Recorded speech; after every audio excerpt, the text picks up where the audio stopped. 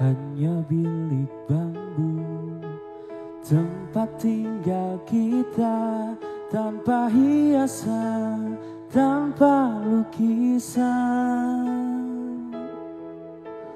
Beratap jerami beraskan tanah, namun semua itu milik kita. Memang semua itu milik kita sendiri.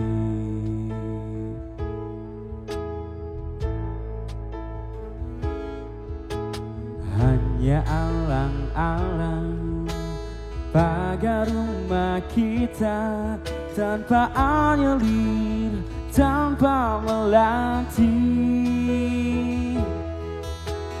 Hanya bunga baku tumbuh di halaman, namun semua itu milik kita. Memang semua itu milik kita. Haruskah kita beranjak ke kota yang penuh dengan tanya? Lebih baik di sini, rumah kita sendiri.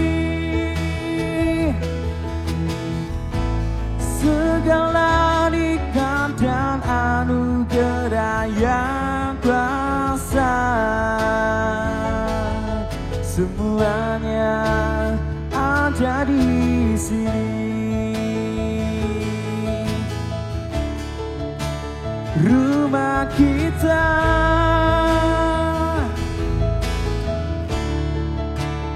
rumah kita.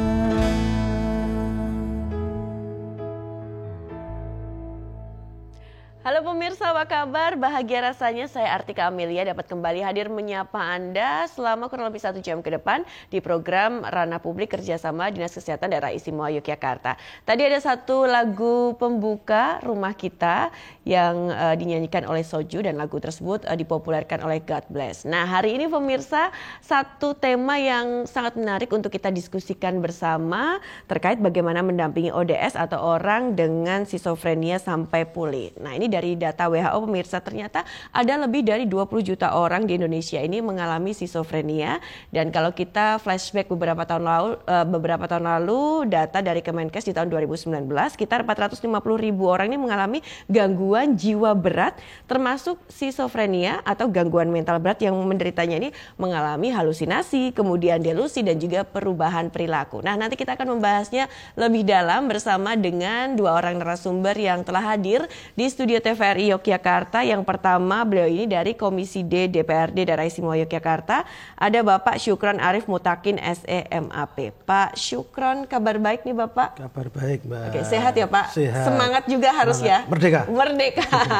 Oke, baik. Kemudian terima kasih juga untuk Dr. Wari Andan Puspitosari MSc SPKJ Konsultan, Psikiater Rumah Sakit PKU Muhammadiyah Gamping, kemudian RS AMC dan juga dosen FKIK UMY. Selamat datang juga dokter. Terima kasih Mbak Tika, ketemu lagi. Iya, ketemu lagi Dr. Wari dan juga Pak Syukron ini juga sudah tidak asing lagi untuk pemirsa tentunya kan sudah sering hadir di studio ya. Iya, baik, kita langsung saja mengenai ODS ini, orang dengan skizofrenia. Nah, mungkin Dr. Wari terlebih dahulu bisa menjelaskan apa sih ini dokter, bisa menjadi satu pemahaman juga untuk pemirsa yang ada di rumah. Silakan Dok. Iya Mbak Tika, jadi saya itu kadang iri gitu ya, kenapa masyarakat itu mengenal oh dia diabetes, oh dia hipertensi dengan sangat luas gitu. Tapi begitu disebut masalah kesehatan jiwa itu banyak yang nggak paham gitu ya Mbak Tika ya. Padahal skizofrenia ini adalah salah satu nama diagnosis medis pada orang dengan gangguan jiwa berat. Jadi kalau di dalam riset kesehatan dasar di 2018 itu kan ada angka skizofrenia itu disebut dengan ODGJ berat gitu ya Mbak, orang dengan gangguan jiwa berat. Nah, salah satunya adalah skizofrenia ini.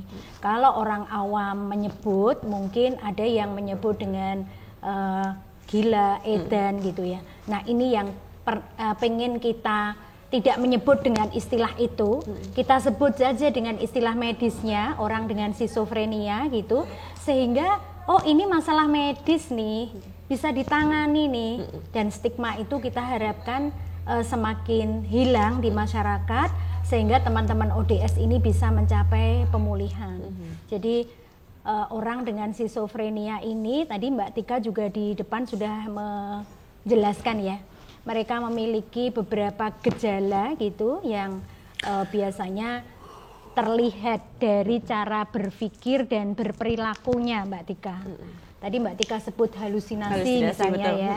Halusinasi itu salah satu gangguan pikiran atau gangguan persepsi di mana orang dengan skizofrenia itu mempersepsi yang salah terhadap stimulasi objek. Jadi kalau kita orang normal itu kan Mbak Tika ya, indera kita menangkap sinyal dari luar, misalnya ada sumber bunyi ke telinga, ada sumber objek yang dilihat mata gitu, baru dikirim ke otak dan disimpulkan oleh otak. Sehingga kalau nggak ada objeknya ya dia nggak akan menyimpulkan ada objek gitu. Nah pada halusinasi itu terjadi masalah tuh di kebocoran di sistem kimiawi di dalam otak gitu. Sehingga tidak ada objek, tapi otak bekerja mempersepsi. Dia mendengar suara, padahal tidak ada sumber. Dia melihat bayangan, padahal orang lain tidak melihat. Dia merasa di tangannya digermeti sesuatu yang menakutkan, padahal sebenarnya tidak ada. Nah itu yang kita sebut dengan halusinasi. Dan itu sangat mengganggu sekali Mbak. Jadi bisa dikatakan juga dok kondisi pada penderita, jadi penderitanya itu tidak bisa membedakan mana kenyataan dengan apa yang ia pikirkan begitu? Iya, jadi ada yang disebut bentuk pikirnya itu non realistik gitu ya. Jadi dia nggak real gitu. Jadi dia itu kadang nggak bisa membedakan ini nyata nggak sih gitu. Ya beda dengan kita. Oh nggak ada suara, dia merasa dipanggil, maka kadang dia bingung kan, nyari di sana nggak ada, dia lari ke depan nggak ada, tapi suara manggilnya tuh jelas banget. Nah, itu kan membuat perilakunya orang yang melihat dia mondar mandir ya gitu, atau dia ngomong sendiri, ketawa sendiri, sebenarnya dia merasa ada atau di persepsinya itu ada yang mengajak dia bicara, entah dia dengar atau dia lihat, sementara orang lain nggak melihat. Sehingga kan orang kadang menyalahkan gitu ya, kamu tuh ngomong sendiri, padahal dia benar-benar mendengar itu gitu. Nah ini yang membuat mereka semakin tidak dimengerti, orang tidak paham gitu, sehingga dukungan pemulihannya menjadi lambat gitu. Oke, baik, nanti kita lanjutkan kembali Dokter Waris. Saya ke Pak Syukran. Pak Syukran, bagaimana nih Bapak ini memandang nih Pak dengan adanya kasus ini? Saya yakin kalau di Yogyakarta, di DIY ini khususnya pasti ada ya dokter yang mungkin nanti bisa menjelaskan juga beberapa kasus-kasus yang ada di untuk ODS ini Pak. Bagaimana Bapak melihat atau memandang dari kacamata Bapak nih? Ya, makasih Mbak Tika. Selamat pagi Mbak Buare. Kalau kita bicara soal orang dengan skizofrenia ya, itu kan bagian dari ODGJ. Memang di Jogja ini kan kalau data Riskesdas terakhir itu kan data ODGJ di DIY ini menempati ranking kedua Mbak. Ranking kedua nasional ini. Nasional. Oke, baik. Kenapa bisa begitu Pak? Ya nggak tahu ini makanya kita cari. Nanti mungkin bisa dievaluasi dan dicari penyebabnya. Ya, jadi kita itu nomor 2 tertinggi nasional penderita ODGJ-nya, gitu kan. Nomor satunya mana? Ada, ya kan, itu di Bali itu. Ya kita nomor 2. Kita nggak tahu ternyata meskipun Jogja itu yang adem ayem orangnya tentrem gitu kan bahasanya, tapi ternyata indeksnya tinggi. Ternyata gitu kan. Kita juga sempat kaget gitu kan. Makanya kemudian kita sempat kaget, kemudian kita ada tindak lanjut dari itu untuk menurunkan angka itu, kita buat namanya Perda Kesehatan Jiwa itu, dan itu sudah kita realisasikan di 2022 kemarin, sudah ada Perda gitu kan. Nah, kalau bicara tentang skizofrenia itu kan bagian dari ODGJ. Memang kalau melihat angkanya yang cukup tinggi di Jogja, kemudian angka skizofrenia juga lumayan ya, cukup. Saya nggak tahu data yang terbaru untuk skizofrenia di Jogja berapa, cuman kalau ini mesti ada kaitannya gitu kan. Nah, artinya di situ ada potensi kalau ODGJ kemudian beranjak sampai ke schizofrenia itu karena tahapannya tahapan untuk ke arah berat itu pasti ada ringan kemudian sedang dulu kan. Nah kalau ringan sama sedang nggak diobati kan pasti jadi berat kan gitu. Nah hari ini cukup tinggi, kalau ini nggak dikendalikan ya nanti akan berlanjut ke yang lebih berat. Kalau itu tidak ditangani, makanya harus ada antisipasi bagaimana penderita gangguan mental, gangguan jiwa ini yang masih deteksinya awal dini, masih ketahui sejak dini, itu tidak berlanjut ke yang lebih parah. Nah ini butuh mungkin penanganan nanti mungkin Bu Dokter bisa menjelaskan langkah-langkah secara medisnya seperti apa, kemudian apa yang harus dilakukan oleh keluarga, apa yang harus dilakukan oleh masyarakat sendiri sebagai lingkungan di situ, dan apa yang harus dilakukan misalnya mereka itu sudah normal kembali agar tidak lagi kambuh kan gitu kan. Karena stigma yang tadi disampaikan banyak hari ini itu orang ya sudah dikatakan menderita gangguan mental atau itu kemudian di stigma dan ditolak sama lingkungan. Nah, ini kan masalah. Harusnya kan makanya di Perda ini juga mengatur bagaimana kemudian rehabilitasi pasca mereka itu sembuh gitu Mbak. Kemudian kalau dari Dewan sendiri misalnya kayak semacam sosialisasi agar memberikan pemahaman kepada masyarakat ataupun juga pendampingan seperti itu juga sering atau terus dilakukan juga ya Pak ya? Perda ini kan kemarin disahkan akhir 2022, Perda nomor 13 tahun 2022. Kebetulan saya ketua pansusnya, ya ketua panitia khususnya, ya alhamdulillah kemarin saya mengawal dari awal sampai akhir luar biasa, dan saya juga tambah pengalamannya kan, karena saya bukan basicnya kesehatan, saya basicnya ekonomi dan administrasi publik, tapi kemudian jadi tahu gitu kan, oh ternyata kayak gini kondisi Jogja terkait dengan gangguan-gangguan psikologis mental yang ada di Jogja. Nah, di situ kemudian ada langkah-langkah. Nah, kami sebagai Dewan sih setelah Perda ini ada ya pastinya itu kita akan terus lakukan sosialisasi bagaimana, karena di Perda ini juga mengamanatkan itu adalah RAD, rencana aksi daerah. Rencana aksi daerah itu siapa melakukan apa.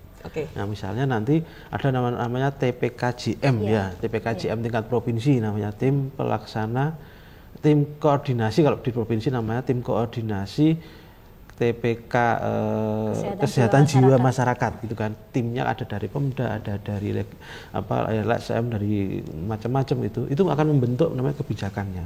Nah, nanti turun di kabupaten TPKJM, kabupaten, dan nanti akan di kecamatan. Nah, ini yang akan bergerak untuk bagaimana ada 4 hal sih dalam Perda ini. Yang pertama bagaimana nanti sosialisasi tindakan-tindakan preventifnya, kemudian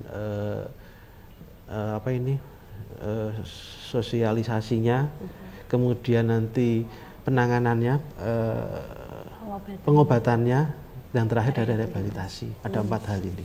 Bagaimana promotif, kemudian preventif, kemudian kuratif, dan juga rehabilitatif. 4 hal ini.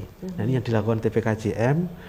Timnya nanti bagaimana kemudian ini bersama-sama dengan kami DPRD, masyarakat, dan semua elemen untuk bagaimana menanggulangi agar angkanya bisa kemudian turun gitu Mbak. Baik, terima kasih Pak. Nanti kita lanjutkan kembali. Mungkin bisa dievaluasi yang terjadi di lapangan seperti apa, hasilnya bagaimana, atau mungkin juga ada yang perlu diperbarui. Nah, Dokter Wari, kalau kita melihat penyebab kemudian tanda-tanda orang terkena ODS gitu saja kali ya Dok, biar gampang ya, itu bagaimana nih Dok? Mbak Tika, seperti yang pernah kita bahas ya di pertemuan-pertemuan sebelumnya gitu, bahwa gangguan jiwa itu multifaktor penyebabnya.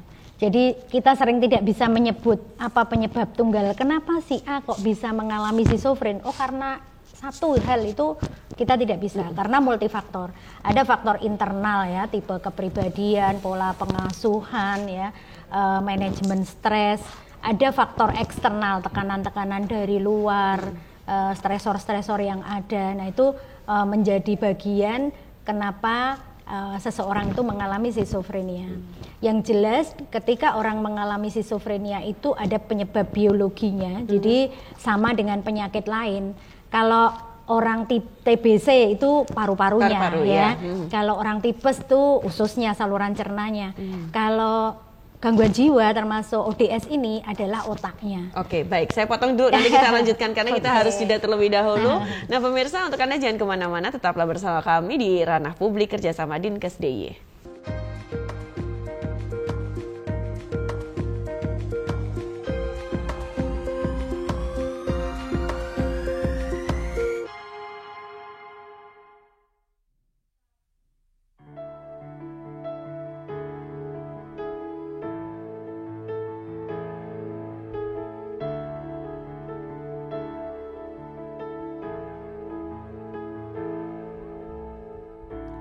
Terdengar lirih bisikanmu di antara bayang-bayangmu.